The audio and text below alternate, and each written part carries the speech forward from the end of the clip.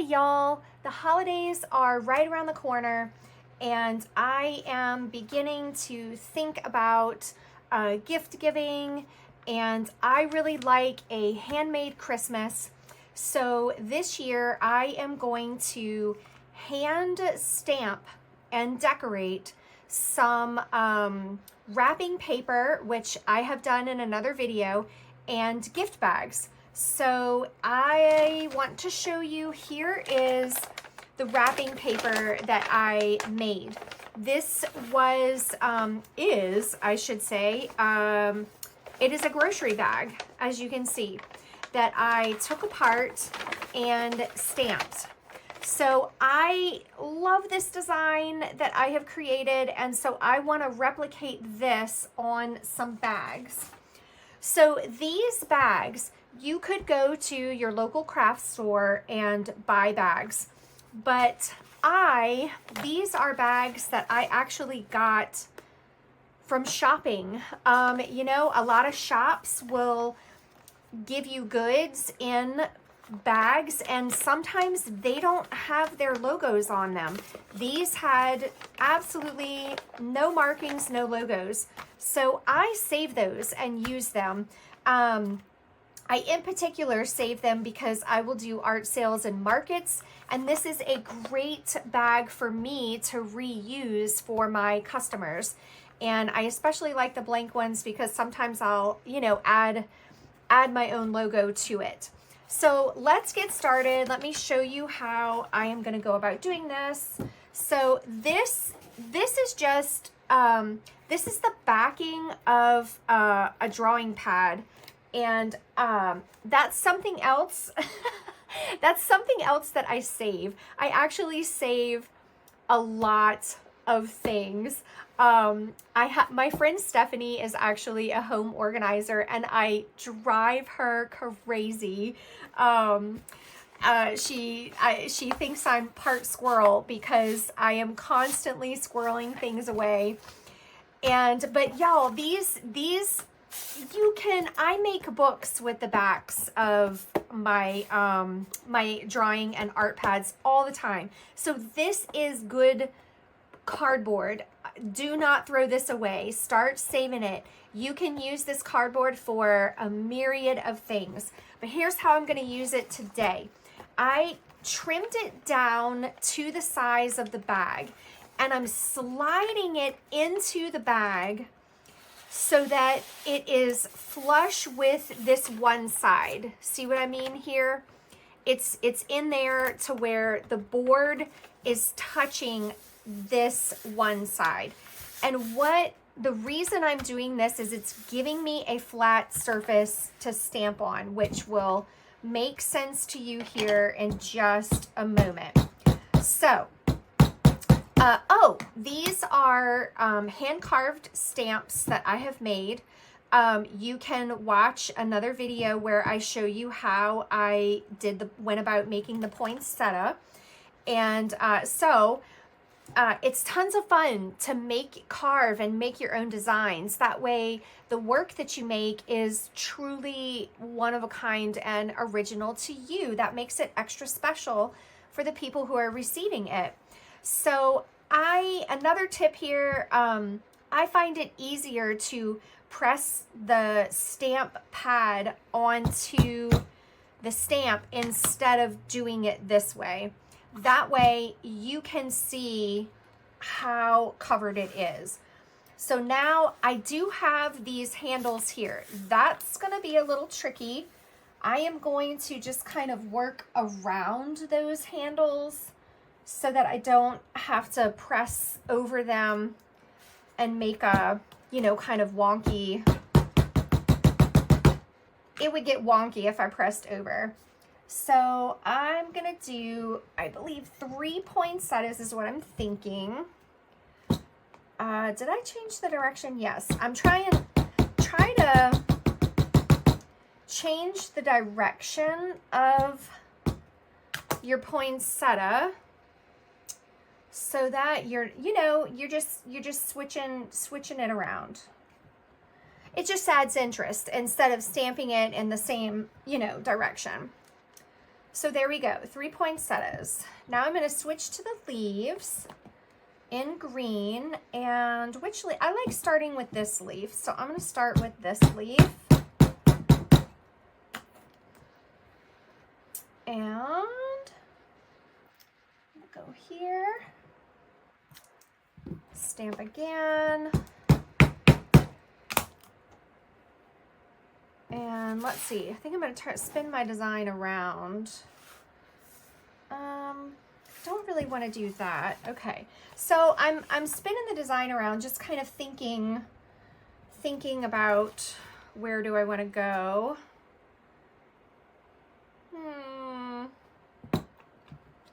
Sometimes it's hard to decide. I kind of don't want them all in the same direction, but I also feel like it'll look weird. I'm just talking out loud, just kind of giving y'all my thought process. I think I'm gonna go right here. I think I am gonna go this way, taking a chance. I'm okay with that. I'm gonna switch to this one. Let's see, that's red, here's green. It would be pretty if I had a different, you know, like a third green, but I don't have a third green. I'm gonna go here. Now, this one, I am gonna stamp it again and let this be light. You see that? This gives me kind of a third color-ish. And I'm gonna let there be a few of these going around. Sorry, y'all. I know you have to bear with my thinking process here. Go this way, dark, and then I'm gonna come over here. I'm gonna go light, a light one. Now I want to get some circles in, some gold circles. Okay, these gold circles, so they don't show up real well on the brown paper. You can see it there, so barely. What and how I am using this is I'm more using it as a guide to just show me where I'm going to draw over these. You will see here in a moment. And I'm actually going to fill in, kind of want another one right here. Oh, is it going to touch? It's going to be tight.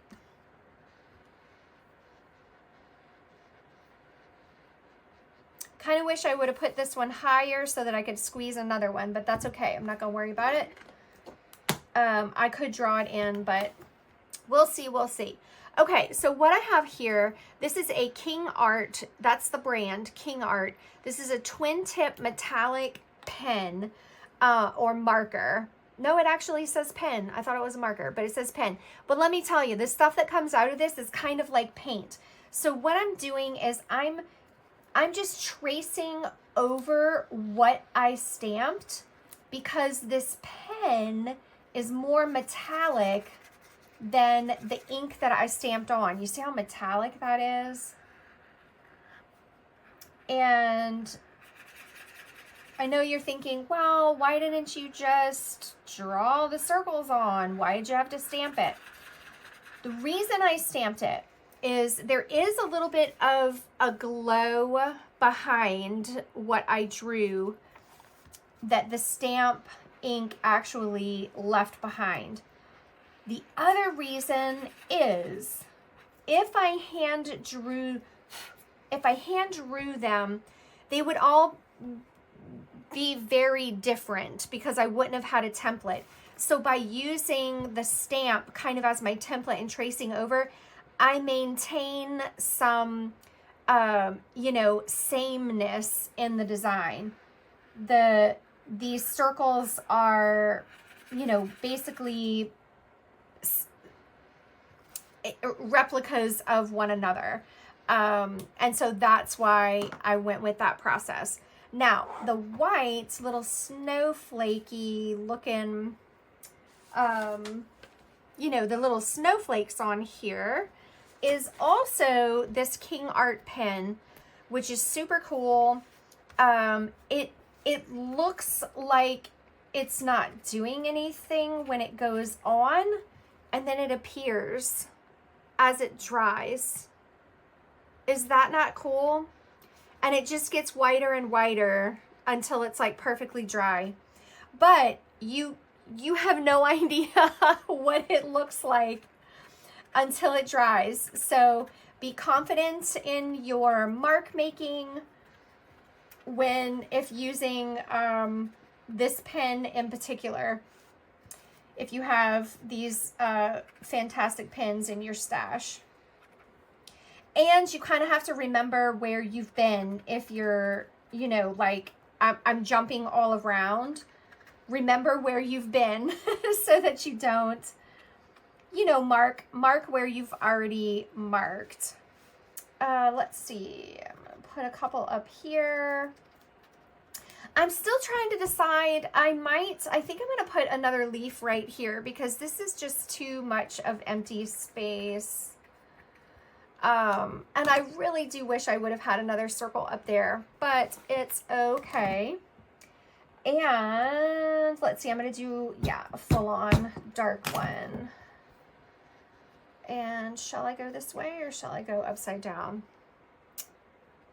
I think I'm going to go upside down. And y'all, I mean, it may come out funky. I hope not. But I am going to take a chance because it's stamping on top of a rolly thing. It worked. It worked.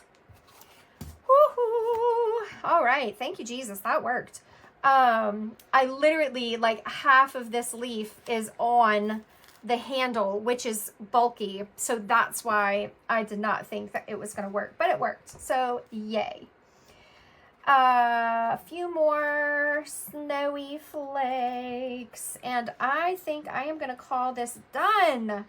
So y'all, look at this. Look what you can create. Look what you can make. Of course, you could go to the store and buy one, but why buy one when you could actually make one yourself with stuff that's already in your stash by recycling something that you probably already have hanging around. Y'all know y'all save y'all's bags. We all save our bags. We're all hoarders and we save our bags. So look how great this is. So here was before and after. I just love it. I hope this has inspired you. You don't have to carve your own stamps, but how awesome would it be if you did? So I have a video. I will link it at the end of this video, and you can go watch the process of carving a stamp, and you can watch this fabulous paper being made. But I really just wanted to spark your creativity. You can use stamps that you have on hand, store-bought stamps that you already have in your collection. You can absolutely use those to do this same exact thing. So gather what you already have and make something wonderful. So I hope this just really sparks you, like I said already, and you take what you've learned in this class and you go make something amazing and share it with the people in your life. Happy creating, y'all.